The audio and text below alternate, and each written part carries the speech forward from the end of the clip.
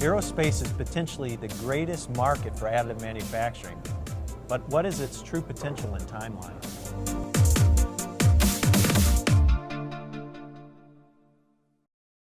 Hi, this is Tim Shimbara with IMTS TV. Bill, thanks first off for talking at the Additive Manufacturing Conference. A lot of good insight from the aerospace industry.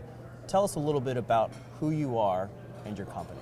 Okay, well first, thank you for the opportunity to interview. It's really a pleasure to be here. There's a lot of talented speakers, and so I personally feel honored to be a part of the list of speakers. So my company, Aerolytics, focuses on really three areas. It's aeromaterials, it's the processing thereof of these aeromaterials, whether it be titanium or aluminum, for example, and then it's the supply chain and how that's distributed globally. And my background is mechanical engineering. I worked for an aircraft OEM for a number of years, and I think that's one of the things that gives me a unique perspective is the engineering coupled with the business. And I think it's been beneficial for the type of work that I do. So fundamentally, it's management consulting. Fantastic. There's been an interesting thing with additive manufacturing where we find it, some people use the word disruption, but I think it at least makes us stop and rethink through some things. Sure. Part of your presentation talked about the different materials that are within the engine. Mm-hmm. And you talked about the growth of those materials. Aluminum might be plateauing, though it's still the majority, but there was an interesting growth you had for super alloys. If super alloys do grow in the engine compartment as a material, what does that do for the additive manufacturing industry? Okay, and that's a very good question. So basically, just to put this into context, the chart that I shared showed 1.5 billion pounds of material used, 48% of which is aluminum, which is predominantly in the airframe. And the jet engine, similar to that trend where carbon fiber had displaced aluminum in the airframe, we have steel that's been displaced by superalloys for the preface for this question. And it's interesting because with regards to what materials lend themselves to additive manufacturing, there's two areas of predominant focus. It's titanium, in particular 6-4, and then also superalloys. And in particular, the reason that those two materials lend themselves to additive manufacturing is because they're very tough materials. For example, the upper limit for titanium is about 1100 degrees Fahrenheit in terms of operating limit. For superalloys, it's about 1850 degrees Fahrenheit. So what happens is those materials are very difficult to work at high temperature environments. Specifically, they don't dissipate heat well. So that means that the closer that you can get those materials to near net shape, the less machining that you have, and consequently the easier it is to produce parts. So it's not, I think in the realm of additive manufacturing, superalloys, titanium aluminide is another material that falls in that category. They're great candidates for additive manufacturing because of the machining implications and the savings on the back end. Got it, understood, appreciate that.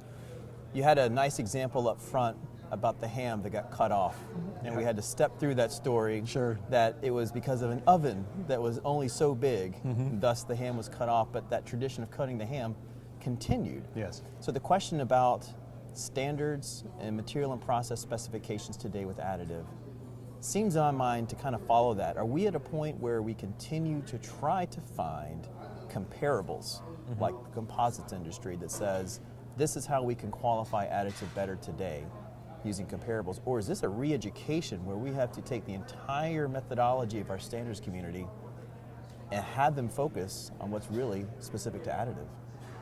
Yeah, that's an even better question.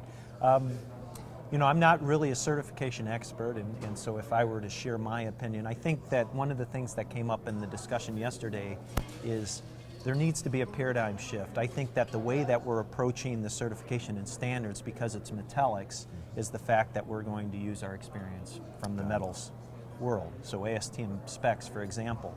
But interestingly enough, we're probably closer to the realm of composites in as much as the materials coupled with the process dictates the integrity of the final part. Understood. And so in additive manufacturing, and I suspect you know this quite well, interestingly enough, we've kind of muddied the water in between the division. We don't have the bright line any longer between materials producers.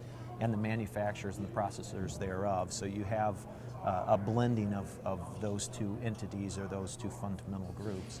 So yeah, I think it's hard to say really in what direction we'll take this precedence. I think that the type of work that we did years ago when I was at Raytheon Aircraft working for Agate Consortium, Advanced General Aviation Transportation Experiments, one of the work packages addressed composites and the certification of that process. The ownership now is under the auspice of National Institute for Aviation Research at Wichita State University, NIAR, and the precedent that they set with regards to test coupons developing allowables. With that being said, there's so many more variables for additive manufacturing. I'm not sure that we can use that as a direct comparison and comparable. We're on somewhat of a different plane. Yes. With additive. So we're right there with you on the sidelines, Exactly. and hopefully you get in the game a little more to figure it out. Bill, an interesting question that I'd like to find out from your perspective is, what is the biggest challenge in the adoption or the usage today of additive manufacturing?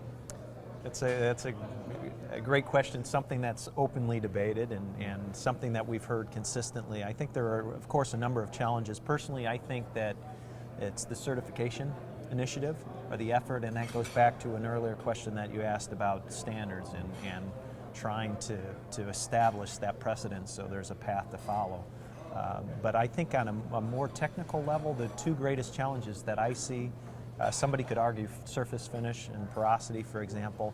I think it's beyond the mechanical characteristics. I think it frustrates me when I hear that brought up in conversation, because that's not really the issue. The tensile strength, for example, we're at wrought-like characteristics.